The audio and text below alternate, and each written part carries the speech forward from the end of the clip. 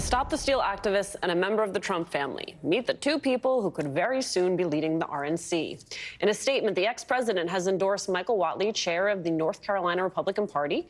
He's earned the ex-president's admiration for his dedication to pushing Mr. Trump's favorite cause, election fraud. He also endorsed his own daughter-in-law, Laura Trump, as co-chair. She has served in a variety of Trump campaign positions in the past and who, no doubt, will run the RNC however her father-in-law sees fit. And we are back with Charlie and with Jason. Here's the thing, Jason. I get that this has, for a long time now, been Trump adjacent, but this is very clearly just bringing an organizational instrument under his full control.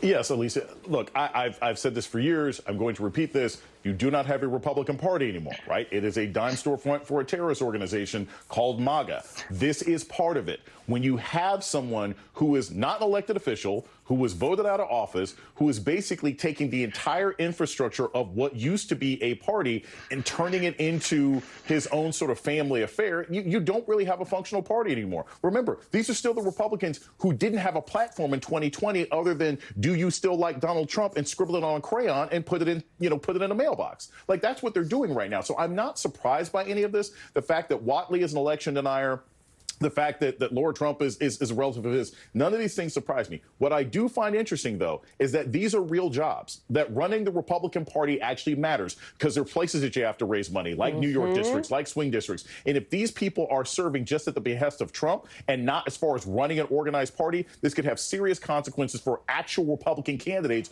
who are running in places that aren't in immediately Trump's orbit. Bingo. So let's talk about that, Charlie, because part of the legitimate critique of the RNC was the fact that they were having a lot of trouble fundraising. That's one of the core functions of this organization.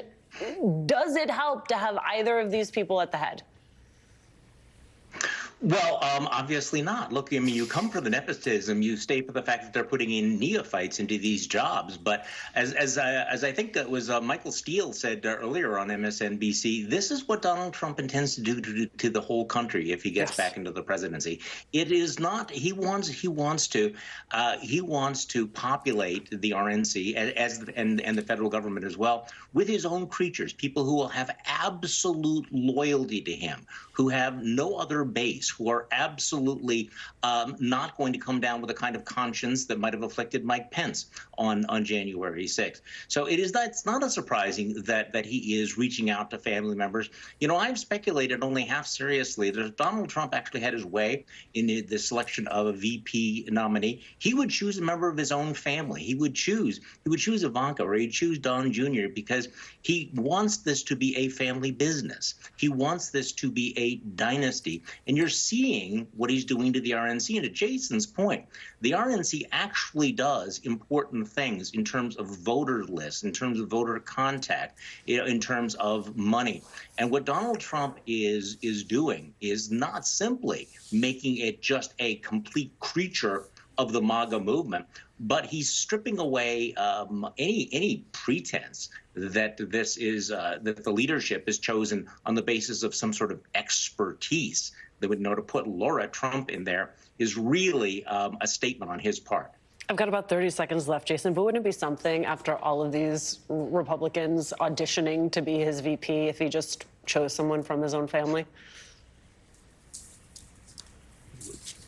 I mean, that's probably what he's going to end up doing. Eric Trump's not that busy. Jared's not that busy. I mean, they're not selling state secrets right now. Look, it's highly likely Trump is just going to pick somebody he likes, kind of like he did with Mike Pence or somebody else like that. All of that is ultimately dangerous. But here's the key. Just because there may be incompetent leadership at the RNC doesn't mean that Democrats can sit down. To what Charlie Sykes says, Trump wants to create a dynasty. The only dynasties America's ever liked was a soap opera in the 80s and the Kansas City Chiefs. If you want to stop Trump from getting back into office, you can't rest on your laurels just because the RNC is being run by idiots.